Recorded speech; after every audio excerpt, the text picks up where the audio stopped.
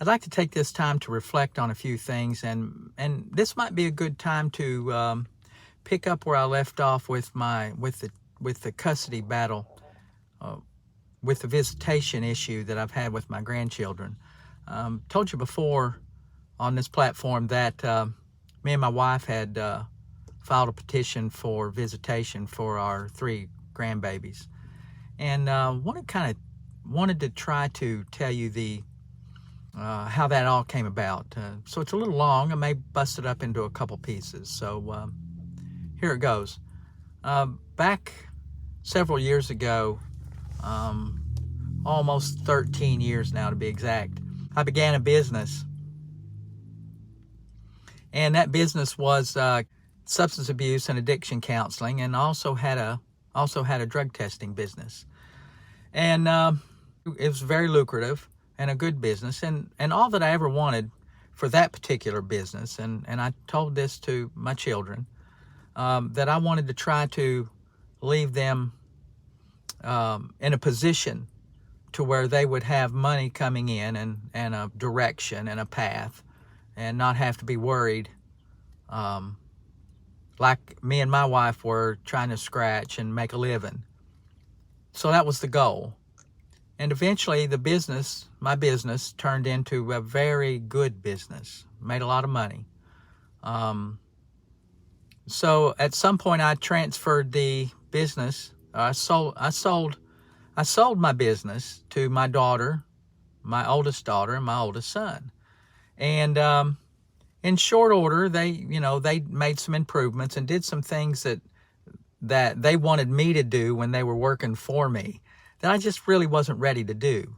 And most importantly was to expand and grow, and more produce more than treat more. So if you understand the difference, I'm a treatment guy, always have been. But now their orientation wasn't with human services or treatment. Although they understand that business, they're more production. So they wanted to grow the business, get more clients, and kind of move them in a production line instead of the model that I used, which is a very individually intense kind of practice. So transferred the business, and they paid me a small royalty. And soon my son began to exclude his sister, kind of shut her out of the business, didn't give her access to the checking account and things like that, just little things. I never really interfered. I never interfered in their business at all. In fact, it was only when my daughter came to me and suspected that there was a problem with the finances of the business that she wanted me to help her investigate and find out what the issue was. So I made several attempts to talk to my son about the issue and let him know that his sister was concerned. And at that point, he began to close down, and his wife began to close ranks, and then they began to withhold our visits and contact with our grandchildren.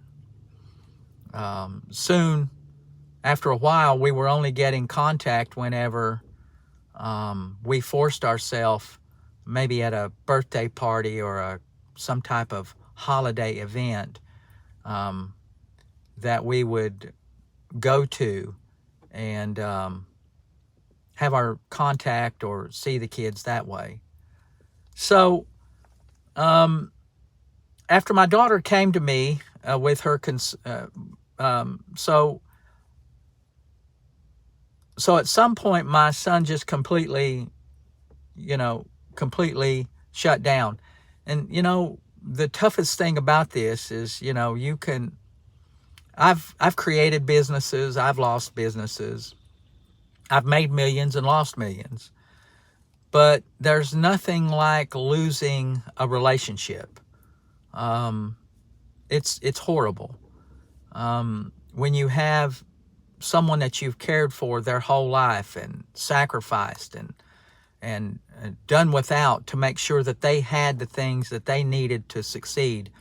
There's nothing like having that individual look you dead in the eye and tell you to go to hell or say, fuck you. Long story short, we soon found that he had completely cut her out of the business and was not giving her the money that she deserved as per their agreement.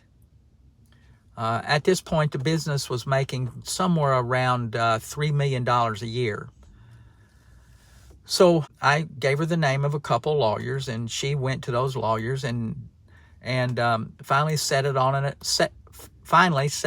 attorney. And so then at some point, before she was able to file a lawsuit, my son and his wife, who by the way is an attorney, got wind that my daughter was getting ready to file a lawsuit. So they went ahead and filed I guess it's kind of a preemptive lawsuit. At the moment at which the lawsuit was filed, we received no visitation.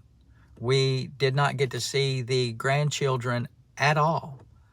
And this went on for a couple of years. And at some point, I had heard through my connections, you know, as an attorney and a businessman, you hear a lot of stuff and you have an opportunity to see people and know people who pull levers in small communities. And at some point, a couple of those individuals had contacted me and let me know that my son was being investigated by the feds. And so I reached out to him again and sent him a text. At this point, we were not having any verbal communication, so I sent him a text. And I'll try to put the screenshot of the text up here for you. It's very painful for me to see, but it was nasty and very mean-spirited. So at that point, when I received that text, I realized that I had lost my son. And so fast forward to this past year, he had a trial. They indicted him for wire fraud and Medicaid fraud. And they indicted him. And had his trial in November a year ago, which I attended. And it was one of the most painful things that I've ever done. And my wife as well was and continues to be a wreck over this whole incident. And he was found guilty and sentenced to, I believe, 12 years. It's a long time. I'll probably be dead. You know, it didn't stop there. We went ahead and filed that's when we decided to file our petition for visitation, because he was gone. And we figured that the daughter-in-law would need some help, and we wanted to see the grandchildren. In Kentucky, the law favors the parents and allows them full authority to direct and dictate who they want to see the kids, who they want to see their children. And we weren't it. So we had our hearing, and that was extremely painful. You know, my wife and I sat there, and you know, you have to listen to someone's version of the truth. So the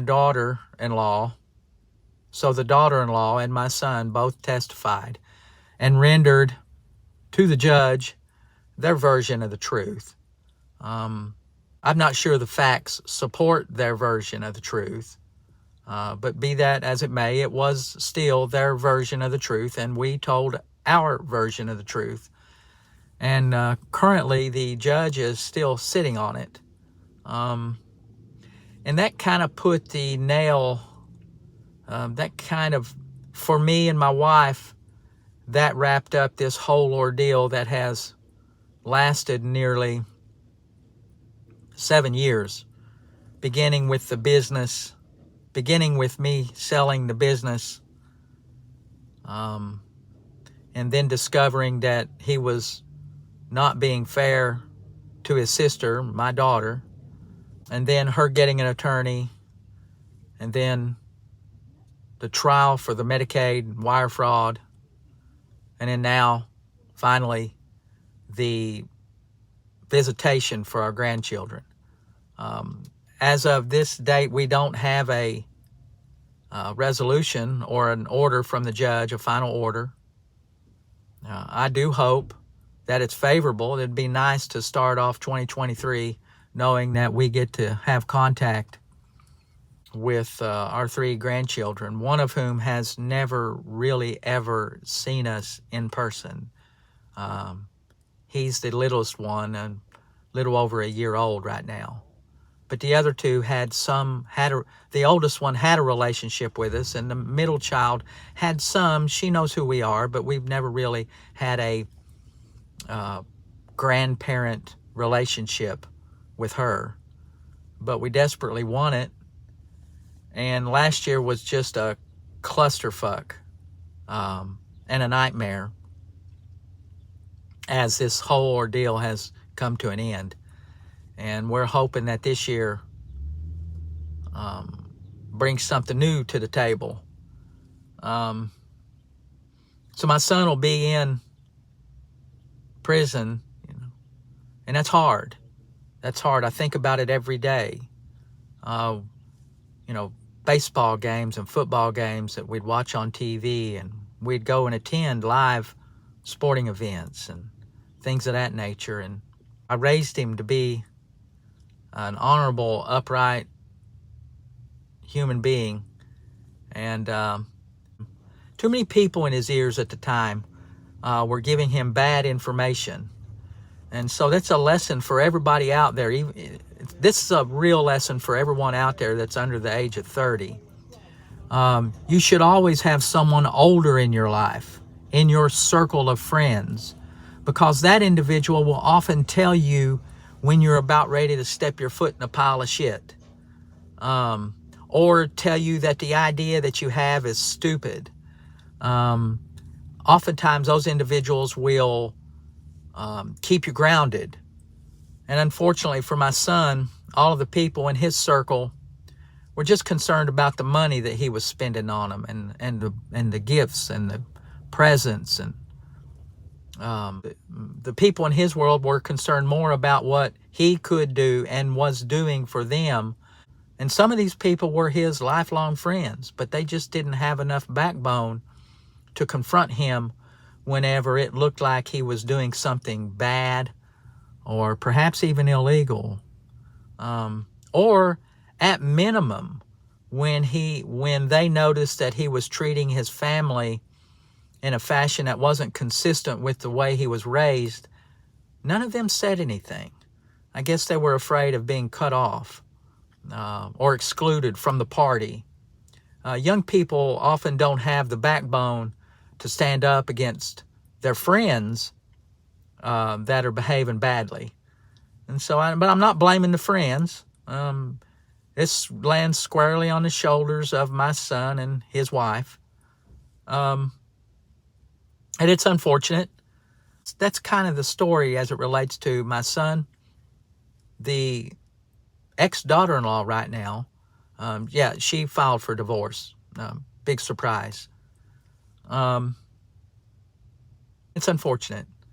When life and law collide in your world, send me a message. If you like this information, if you like this and would like to have more information, if you like this, send me a comment. Reach up there and click that follow button for me.